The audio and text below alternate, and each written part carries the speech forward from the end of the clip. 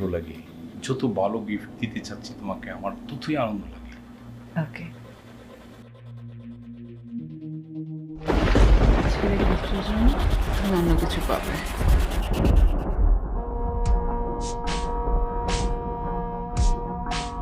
কেমন দেখলা বেবি? ভালো লাগছে?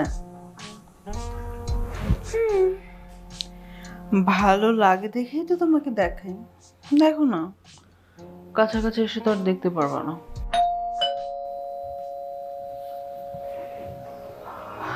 আচ্ছা, পর ফোন দিচ্ছি। এই সময় কি আসলো? ও মাই গড!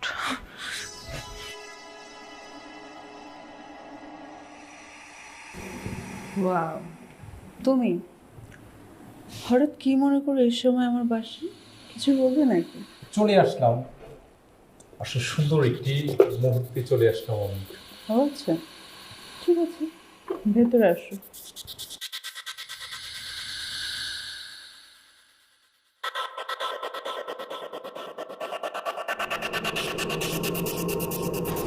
বলো।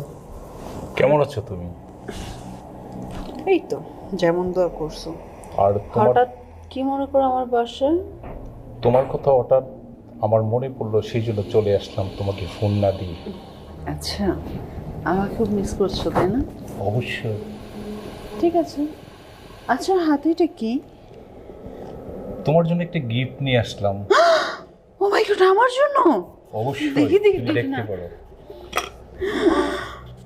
Wow, diamond! Oh so sweet baby. আমার অনেক পছন্দ হয়েছে এটা। আমি জানি তুমি ডায়মন্ড অনেক পছন্দ করো, সেই জন্য নিয়ে আসলাম। আচ্ছা, আমার ঘরের স্বামীও তোমাকে এত ভালো ভালো জিনিস উপহার দেয় না, বাট তুমি আমার হাজবেন্ডের স্যার হয়ে এত সুন্দর সুন্দর গিফট দাও কেন? শোনো, ডায়মন্ড তো একটু কম দামি, এর চেয়ে বেশিটা হইলে আমি তোমার জন্য নিয়ে আসতাম। ঠিক আছে, তুমি যেহেতু আমাকে এত দামি একটা গিফট দিয়েছো, আমার তো কিছু দেওয়া দরকার, তাই না? কি দিবা তুমি?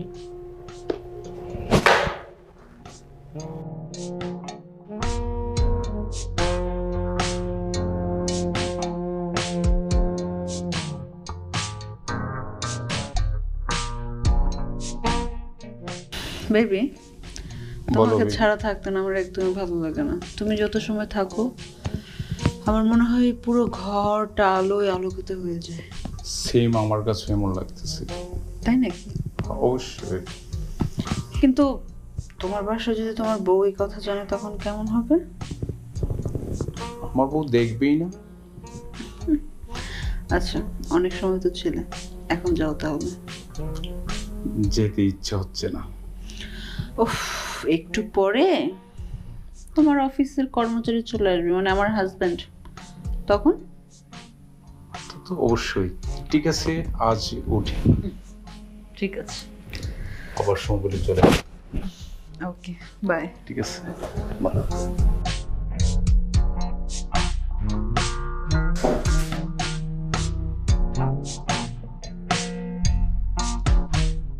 আজকে অফিস না গেলে হয় না?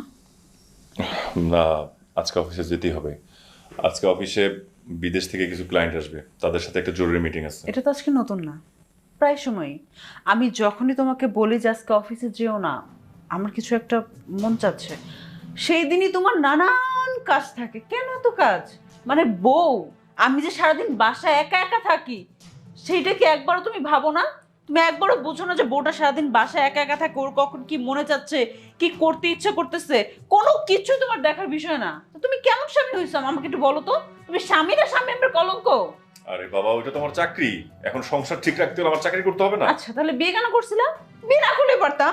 জানো না, বিয়ে করলে বউকে পালতে হবে, বউর যখন যেটা প্রয়োজন সেটা দিতে হবে। এত কিছু যদি না পারো তাহলে বিয়ে কেন করতে গেছিলা? চাকরি নিয়ে থাকতা, ওই চাকরিটাকেই বউ মানে সাজায় রেখে দিতা। বউ কেন দরকার ছিল? অযথা কেন আমার লাইফটাকে তুমি নষ্ট করছো? দেখো, আমি এখন অফিস যাচ্ছি, তোমার সাথে এত ব্যাপার আমি সিরিয়াসলি করতে পারবো না। তোমার যা বলার আমি বাসায় আসলে আবার বললো। হ্যাঁ, এতটুকু তো পারবা, এর বাইরে তোর কোনো কথা বলতে পারবা না। সারাদিন চলে যাবা, কাজ করবা, রিল্যাক্স তুমি, আর সারাক্ষণ আমি বাসার মধ্যে জাস্ট দাও দাও করে জ্বলি, তাই না? তুমি বোঝো না আমি একটা মেয়ে মানুষ, আমারও কিছু মনে চায়, ফিলিংস কাজ করে। তুমি কেমন পুরুষ মানুষ যে বউয়ের চাহিদা বলতে কিচ্ছু আছে সেটা বুঝো না?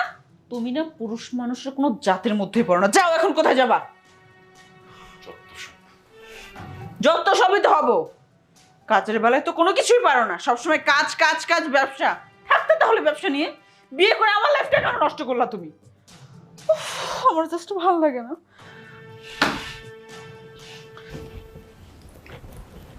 কি ব্যাপার, তোমার গলায় নতুন ডায়মন্ডের নেকলেস, এটা কোথায় পাইলা? কোথায় পেয়েছি মানে? ওই যে তোমার মনে নেই, আমার বান্ধবী পিয়ার জন্মদিনের সময় হচ্ছে এটা দিয়েছিল। কিন্তু আমার তো এরকম কিছু মনে পড়তেছে না। তোমার মনে পড়বে কি করে? সারাদিন অফিসের কাজ নিয়ে বাইরে বাইরে থাকো, এত ব্যস্ত থাকো, এত কিছু কি মনে থাকে? আমি তোমাকে মনে করে দিচ্ছি। আরে বান্ধবীর পিয়ার জন্মদিনে দিয়েছিলাম না? সবাই হচ্ছে যার জন্মদিন তাকে উইশ করে, আর পিয়া আমাকে উইশ করেছিল এই নেকলেসটা। কেন সুন্দর লাগছে না? এতদিন অবশ্য পরে নেই, তবে আজকে কেন জানি তোমাকে দেখানোর জন্য পড়লাম আর কি। ভালো লাগছে না? কিন্তু আমার না কেমন যেন লাগছে যে কোনো বান্ধবী কাউকে এত দামি একটা গিফট দিবে, তাও কোনো কারণ ছাড়া। আরে দেয় না, ও দিয়েছে, ভালো লাগছে। আর তাছাড়া আমরা ছোটবেলা থেকে খুব ভালো ফ্রেন্ডলি সম্পর্কের মধ্যে আছি, তো দিতেই পারে, স্বাভাবিক। এটাতে অস্বাভাবিক তো কিছু নাই। দেখো, তুমি যতটা সহজভাবে বলতেছো ব্যাপারটা এতটা সহজ না। বুঝতে পারছি। সারাদিন অফিস করো, মন মানসিকতা বেশি একটু ভালো থাকে না। তোমার মনটা ভালো করে দিতে হবে, তাই না?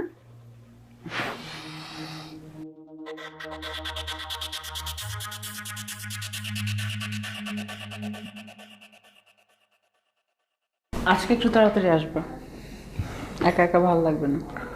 আচ্ছা ঠিক আছে, চেষ্টা করব। ওকে। থাকো।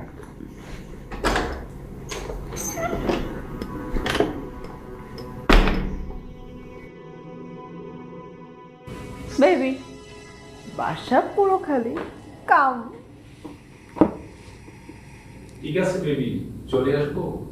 হ্যাঁ, একদম দেরি করবা না, এক্ষুনি চলে আসো। আমি তোমার জন্য রেডি হয়ে বসে থাকবো। ঠিক আছে, চলে আসছি। ওকে। ওয়াও, কত সুন্দর এই বালা দুটো, দেখি। তোমার চয়েস আছে বলতে হবে। কত সুন্দর লাগতেছে, তাই না? অবশ্যই অনেক এই যে তুমি ডায়মন্ডের নেকলেসটা দিয়েছিলে না, আমার হাজবেন্ড দেখে বলতেছে এটা কে দিয়েছে। আমি তো কোনোভাবে ঘোরায় নিছি যে এটা আমার ছোটবেলার বান্ধবী দিয়েছে। প্রথম প্রথম বিশ্বাস করতেছিল না, বাট পরে ছলে বলে কৌশল ওকে বিশ্বাস করিয়েছি আমি। এটাকে এখন আর বলা যায় যে আমার বয়ফ্রেন্ড আমাকে এটা দিয়েছে? মোটেও না। তাহলে কি আর সংসারে অশান্তি লেগে যাবে? আর তোমার এই গিফট দেওয়ার জন্য তো আমার কাছে অনেক ভালো লাগে। যত ভালো গিফট দিতে চাচ্ছি তোমাকে, আমার ততই আনন্দ লাগে। ওকে।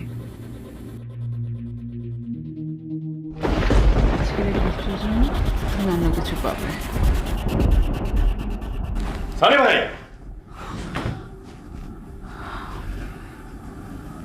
আপনার কত বড় সাহস! হ্যাঁ, এখন এখানে বসে আছেন?